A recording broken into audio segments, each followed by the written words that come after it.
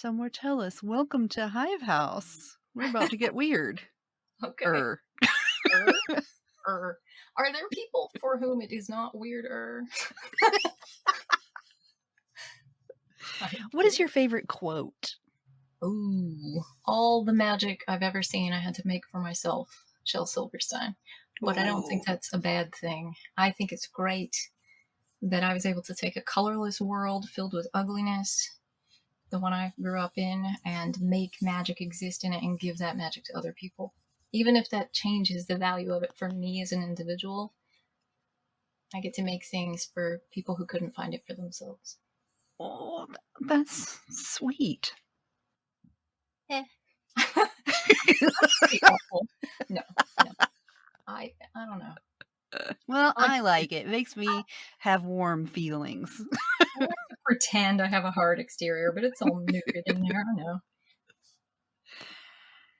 Can you tell us about your pets? Pet or pets? Pet or pets? Past, present, future. Currently, we have Donut. Donut is a Springer Spaniel / who knows, who was a failed foster. Donut was a rescue dog. Yay! We've had Sort for of. like 12 years. Donut is now just like fat and old and happy. And they have the weirdest doggy anxieties ever. Like, they cannot listen to Bon Jovi without freaking out. And, like, I feel that Bon Jovi's terrible. That's an interesting discovery to make. They are also scared of glass bottles. So we think that it was just, like, beer-drinking rednecks blasting Bon Jovi that they must have come from. Wow. So that. Again, oddly specific. Oddly specific, I know. So, yeah, Donut. Donut's a big dog. BB. Yeah. Also, excellent name choice. Thank you. When we got Donut, you get like the foster dog handbook where somebody's printed some pages in a binder or something. And the rescue organization was calling them Malone. And I was like, that's like a dirty cop name. This is a Donut. And it just stuck forever. Because Donut's just kind of a lump of a dog, but in the best way, What's the worst thing you've ever eaten? Someone made mashed cauliflower for circle night once, it gave me depression. I've never been so sure a person hated me. That is such a Taurus thing to say! It was not. It did not spark joy. I didn't enjoy it. Oh, that was delightful. Yeah. But I so understand it. Yeah, it wasn't good. It was so sad. It was like sadness in a paste. And it wasn't even a good proper that's even paste. Worse. In a paste. It wasn't even an appropriate paste. It was textures that my mouth won't accept. But also watery? Yes. Mm-hmm. Somehow wet. Like a handshake from an oversized man at a car lot. And he's nervous. Damn buddies you didn't expect or want.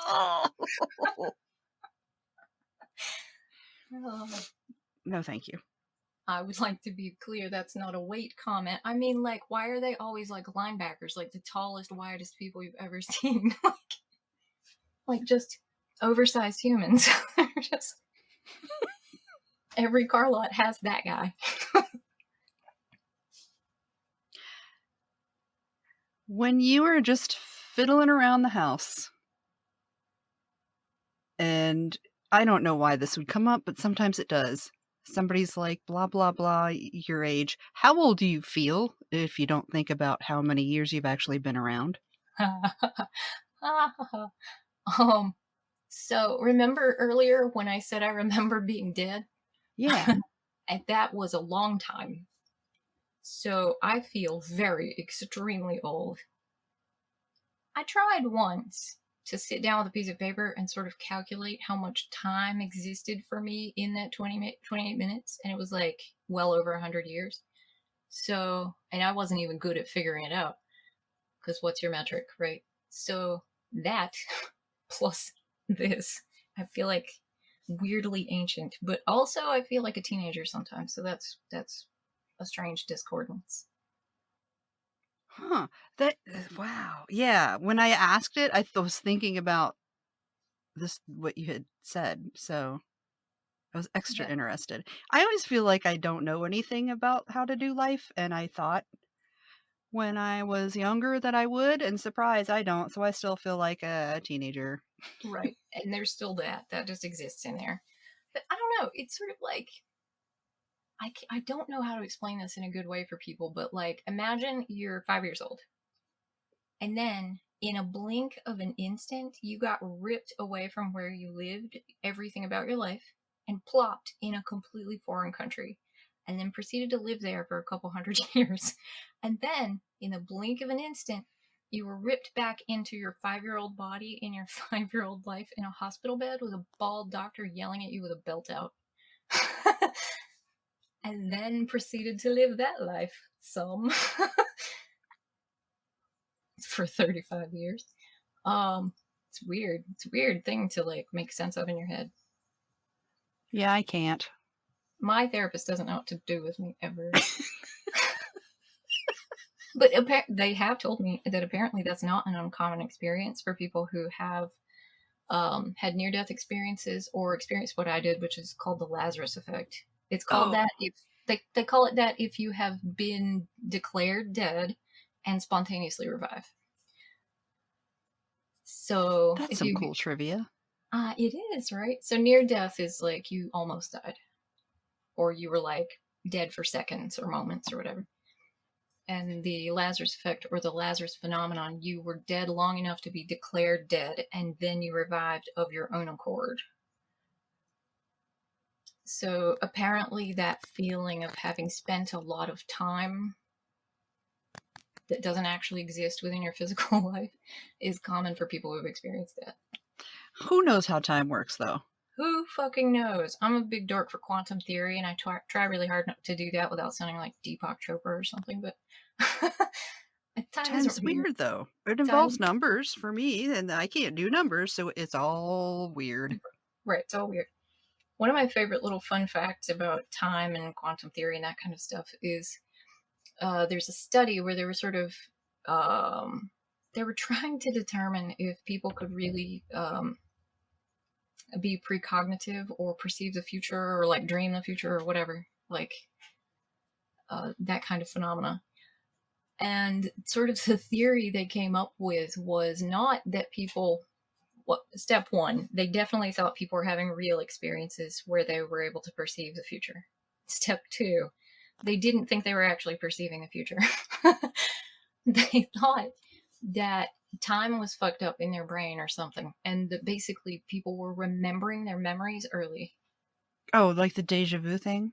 Yes, but they were just Yeah, remembering them very clearly early. immediately. Well, stop it immediately. I don't like that. But I kind of love that because like, is it magic? Is it That science? bothers me every time I hear it. Who knows? I don't even know, but I think it's neat. It's super neat. I It don't is, think but it science hurts. ruins magic. Today I it just hurt me. think it's fascinating. So who even knows how time works? Like, how old are we really? I don't even know. I'm always afraid my atoms are just going to decide, fuck this chick and leave. That That's a that would constant fear. They're going to be like, this is dumb and we're leaving. And then I'm not going to be anymore. that would track for my life. If my molecules got tired of dealing with my shit, I would understand. See, it's a worry. It's something I think about very frequently, more frequently than I feel like is comfortable. Oh my goodness. But anyway, if you're three animals stacked up in a trench coat, what animals are they? They don't have to be real animals. Oh, they're definitely all crows. Ooh, One of my favorite things to tell people is if you're having a hard time remembering they them pronouns for someone like myself, remember just pretend that they are a group of crows. and that will help you. And also, I am a group of crows. Please don't perceive me ever. I I enjoy love that. Cheetos, shiny things, and flying the fuck out of here when something startles me. Yes. Yes. I also I love that crows are like the raccoon of the sky. They would fight God for half a Twinkie. They would. And they know how to use tools, so we should be concerned about that. And their memories. I always try to be nice to them for that reason, because Oh yes, they will remember you. we don't actually have crows here. Oh, We just have Sonoran ravens. We have lots and lots and lots and lots of crows in my neighborhood, probably because I feed them a liberal diet of, Yay! whatever they like. I'll tell you a funny story. One of my siblings, terse relationship that is when you grow up together and have nothing but trauma bonds. Yay! They keep lots of agricultural animals, livestock, and they have pigs and things. And at one point, they were getting like day olds from a bakery, and they have this like I don't know, it's like this metal rectangle thing with a lid. It almost looks like a miniature dumpster, and it's got the little flap, and they have a cotter pin through it instead of a lock just to keep it closed. And they were throwing all the day olds in there, but this bakery also had packaged foods like Twinkies and Ho-Hos and whatever. And she would just dump them in there whenever she would get them, and then she'd open them all up before putting them, it was like pig food or whatever. She had heard a noise and was trying to figure it out, so she set up a little security camera, and what she discovered was there was a crow that would go out, they would take out the cotter pin and drop it, and they would pull the flap up and get into the bin, get out some of the packaged foods like cakes and stuff, throw them on the ground, and then they would put the cotter pin back in. Oh! And then they're so weird! I know. And they couldn't get the packages open, so what she had been hearing this whole time was this fucking crow would take one of these packages, beating the shit out of a Twinkie. They would fly straight up and drop them on the roof of their house, so they would pop. The bag would pop. And they would eat their cakes and then go on with their life. And so she just has a bunch of, looks like what, a teenager's room up on the roof? Yes. It was so fucking funny to me that they would put the pin back in though, so that no one that's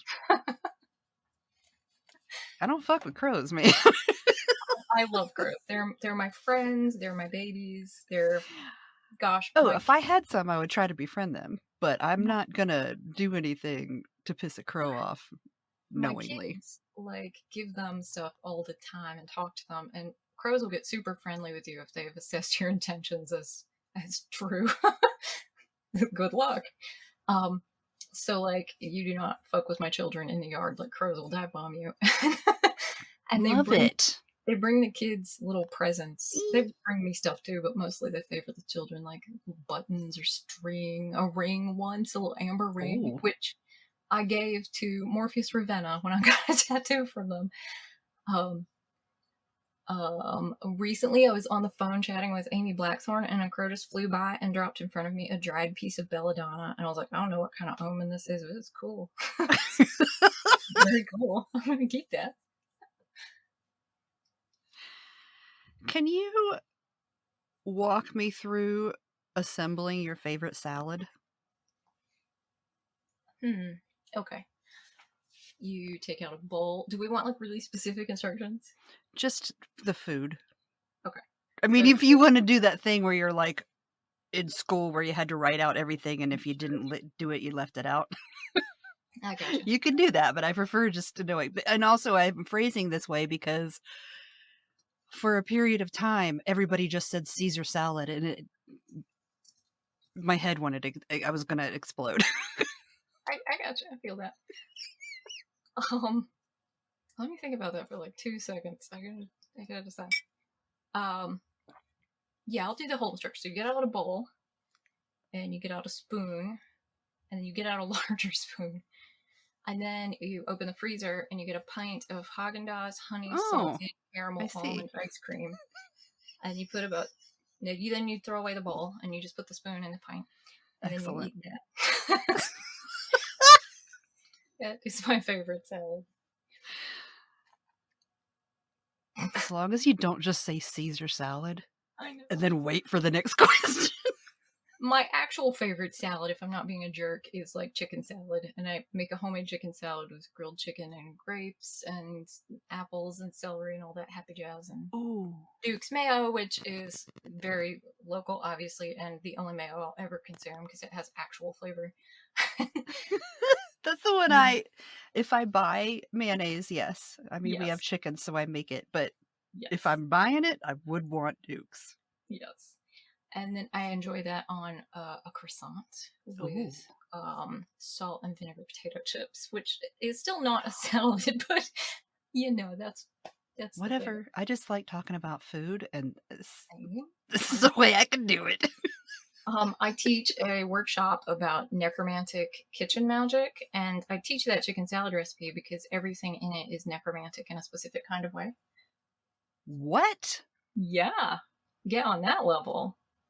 Well, I use the Dukes for ancestor magic in there. Oh. To start with. It's literally made in my community, or it originated here, but now the factory's like 40 minutes away, but it came from here, and so I have a great many ancestors that worked at that factory. So that's cool. Yeah. And every item in it has a death association. Celery was particularly used in funerary practice because it has a strong and clean odor that offset any unpleasant odors that you might perceive. So that's really specific. Apples have really strong associations with death. Chicken is a common sacrificial offering in lots of faith practices, particularly inclined to ancestor work. Grapes are associated with a lot of deities that are associated with death, and it's also used in funerary which would be an offering made at gravesides. So all of those things just sort of come together to give a particular story. And this is a class you do? Yep. Okay, that's cool. I want to do that. Some of my food will get me in through my death fear. I teach some of my favorite recipes in there and sort of talk about how they're associated with death. I give this recipe for a bean salad that's so tasty, and beans are super important offerings for the dead for lots of reasons and in lots of ways. So, holy shit. Okay. This is cool. Okay, awesome. Thanks. Note to self for later. I just put up a bunch of workshops, and I haven't scheduled that one yet, but I'm doing another session of it in the spring. But I did just put up a whole bunch of workshops on my website, and I always do a pay what you want for workshops. Like, I have a recommended amount, but I never want things to be inaccessible for people. So the amount can be as little as $0 if that's what people need or want it to be, and I'm fine with that. That's nice. Thanks. I remember times in my life when I had to literally dumpster dive for food. I know what it's like to not have and still want to be able to learn and be a part of things. So I never want anybody to feel shut out because they couldn't afford a stupid ticket to a Zoom workshop. That's so dumb. So. Oh, my heart. Having flashbacks to my Burger King days. Yeah, seriously, those are times I don't want to relive, and like every day you're a little bit afraid you might wind up back there, right? Yes. Yes. If you could change anything in the grocery store, what would it be? I would make it so that I could literally never rearrange the goddamn shelves and aisles again. Oh my God. Where do I sign that petition? It's like being in, like, you hit 30 and a couple things happen. One, you start window shopping at Lowe's. I don't know why that is. I fucking love Lowe's. Ooh, check out this mailbox. I don't know. Number 2, you start angrily texting your partner whenever they move something in the fucking grocery store. It's like, you won't believe this. They put the bread on aisle 3. I hate this. So I would just make that not a thing forever. Everything's always in the same spot forever. And wouldn't that be awesome for people with disabilities, particularly people with vision loss, so they don't have to guess every Yeah. time? I was thinking about my patients Yes. who might have memory issues, but they can remember where to find the soup, and now they can't. Hmm. Hate it. I hate it too. And it's like, is really, whatever amount of extra revenue worth it to fuck people over like that? Ugh. Of course it is. Of Because course. fucking capitalism. Seriously. Okay, I'm not going to get on that trail. No ethical consumption under capitalism. Everything is broken. What is your most memorable witchy experience? Do you want memorable because it was like super magical cool, or because it was stupid? Either one. I love both. I love dumb things. I'm not right now, but I have a shirt that says Taco Tuesday, and it's a picture of pizza. So you decide. One of my coolest, I don't know, I feel like 3 moments come to mind, and I'm like really struggling. I'm gonna do them all. Screw it. There's another story opportunity at the end, so if you need to save one, then you can. So one of the experiences was right before the pandemic, and I had decided to recreate this ridiculous ritual I found in some like old ass book from the 1500s. And essentially the gist was you were summoning an angel, which question mark as to whether I actually believe in angels, at least in the sense that everybody thought of when I said angel. I believe they're beings of a kind we perceive in a way. Do I believe they're Bible angels? No, probably not. I just went on a rant. Literally this weekend, I went on a rant about that. It's a thing, right? Like, so I was recreating the ritual, and on this particular occasion, I had a person with me in the ritual. It's so rare for me to do some wacky shit like that with another person. Super rare. I just don't. I'm here for anything titled wacky shit. But, it's one of those where you got to clean the furniture out of this room, and you got chalk on the floor drawing symbols and shit. And you've got a calculator because you're trying to get the circle the right size. It's one of those super finicky ones, right? And I do the ritual, and it was dramatic in a really specific kind of way. And usually when you have a dramatic magical experience, like, one, let me preface by saying that we're all getting good mental health, and we're addressing any like issues that need to be addressed before we ramble down magical thinking rabbit holes, right? Work on yourself. That's important. Two, when you have those experiences, they tend not to be shared ones. You're usually telling someone else about the thing you experienced. But on this particular occasion, it was a very dramatic kind of summoning, and both I and the other person very plainly saw the entity that we summoned. Fucking plainly. Oh, shit. And it was almost frightening. It was a thing, right? Like one of those things where you're looking at each other like, are we both seeing this right now? Oh no. Probably scary. Yeah, so that, and it was a whole thing. I had set up mirrors around the ritual space, and I don't usually use mirrors in my magic because I have a PTSD trigger sort of associated with them, so I don't use them a lot in my magic. But on this occasion that I did, and we saw the figure reflected in the glass, and we couldn't see our own reflections. Hate it. Hate it, right? Like super, super scary. So that was really dramatic and kind of cool, I guess. And then forever we were like, did that happen though? Did we like have a group hallucination of 2 people? Anyway, other experiences. When I first really came out of the closet as a pagan person, and I was trying to find my people, right? Like find a community. I put together this ridiculous, like wacky, eclectic, whatever your ritual where you're just making shit up, right? Like it's the best kind of magic sometimes. That's fun. And I was by myself, and I was like really just sort of petitioning whatever was listening to sort of point me in a direction. and I got a really clear message, one of those that pops up in your mind and you're like, that's the message, right? But I didn't like it, and I thought it was a dumb message, even though in hindsight it was very plain. But the message I got was Long Island, and I remember thinking to myself, is this a message or a cocktail order? I was mad. thinking that. I was mad about it. I was super mad. It took me like a couple days to get over being mad about it and Google, like you do. The real witchcraft is the Googling. Welcome to the future. Long Island plus witch or witches or whatever.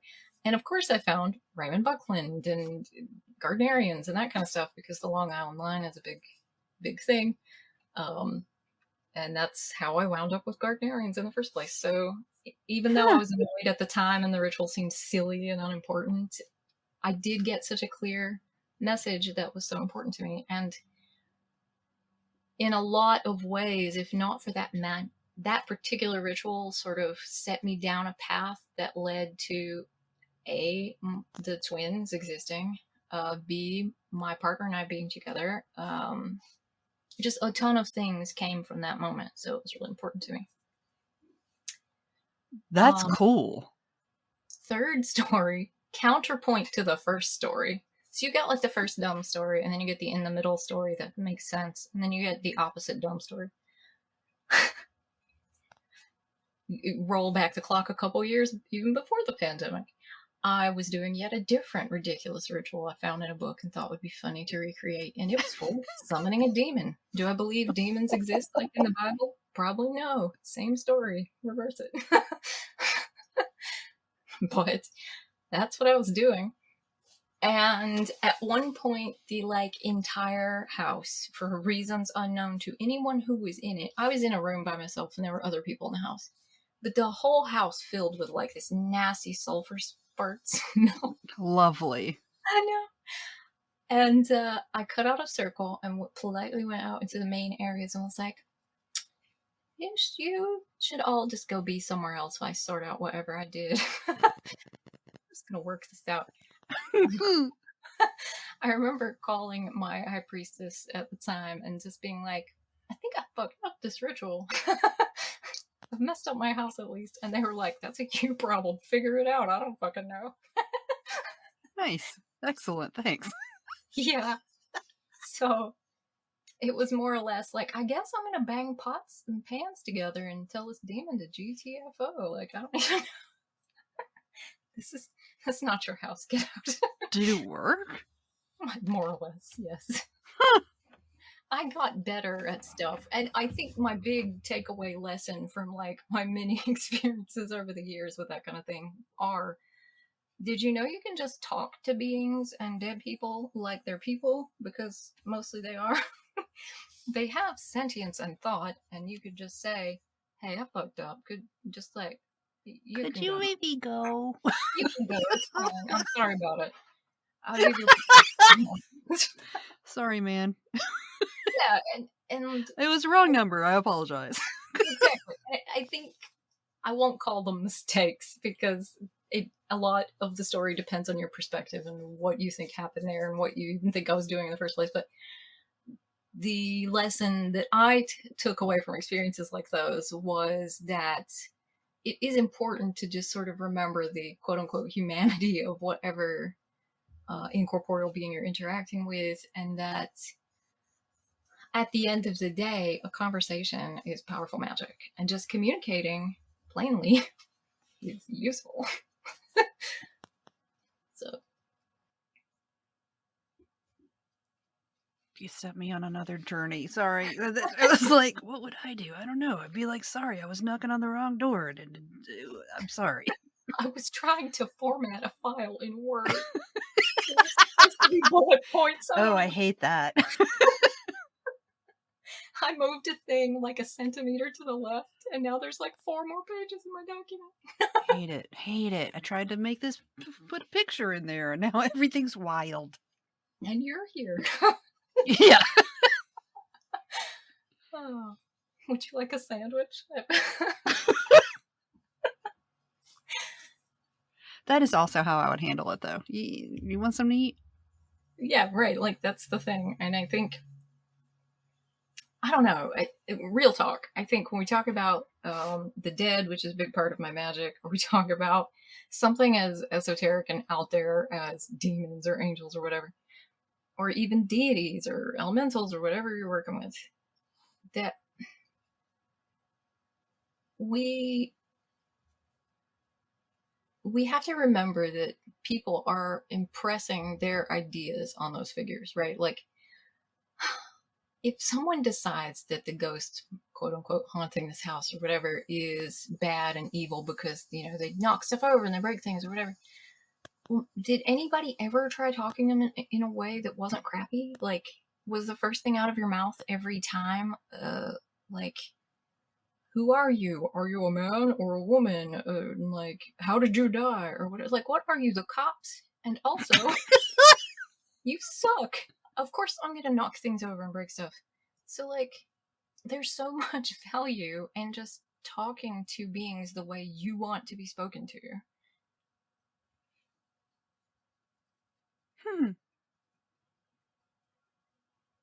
I usually talk to things in my head, so I mean, I usually do that. Yeah. But I don't ask them questions. I'm just, oh, unless it's like, can you not? Can you please not touch my husband's feet while he's sleeping? That.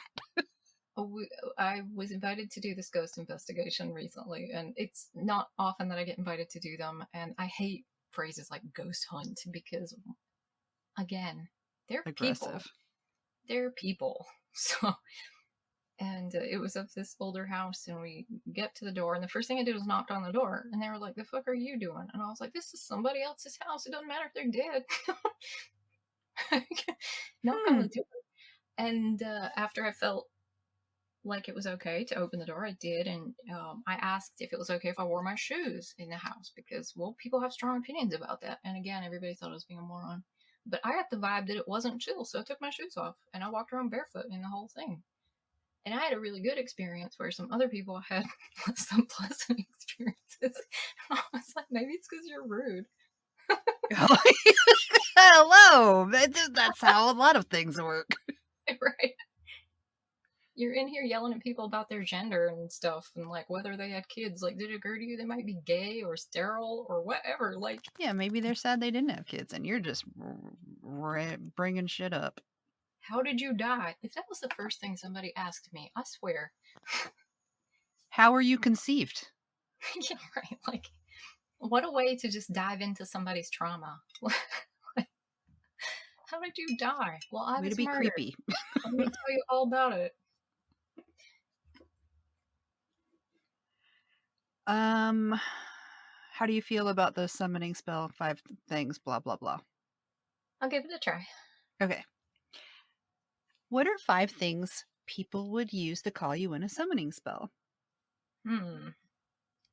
So I've talked a little bit about my love of absolutely bonkers rituals from old books, right? I think a lot of times things are complicated for no good reason. Like you could curse somebody, or maybe you could just like write their name on toilet paper and piss on them, like I just don't think things have to be hard sometimes. But some things I do think should be difficult. And one of the things that I did in The Bones Fall in a Spiral was I wrote a ritual for summoning me. And the original publisher for the book, we parted ways on the project, super didn't like me even putting that ritual in there. They thought that it was like, I don't know, they had opinions about how it would be dangerous for me to give people power over me or something. Well, I think you would have enough sense to know where to draw that line as a person. Well, what I told them and what I wrote in the book was that they need to remember that if they, do that ritual, I'm not stuck in a circle with them. they're stuck in one with me. So, that. But when I died as a kid after that awful experience, what I believe is that part of me never came back. That little 5-year-old me that experienced so much hurt got to stay.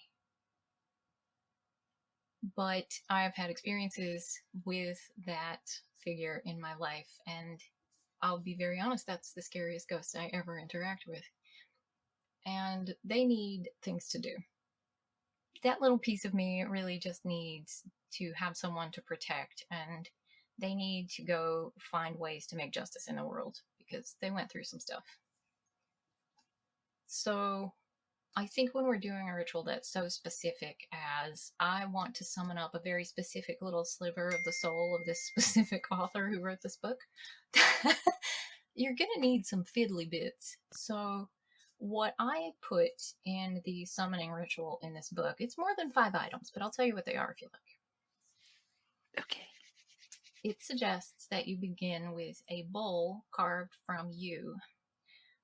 And that's for deathy reasons. But the Y-E-U. Y-E-U, I mean Y-E-W, not me. That's your horror moment. It says I bowl thought, carved from holy shit. No.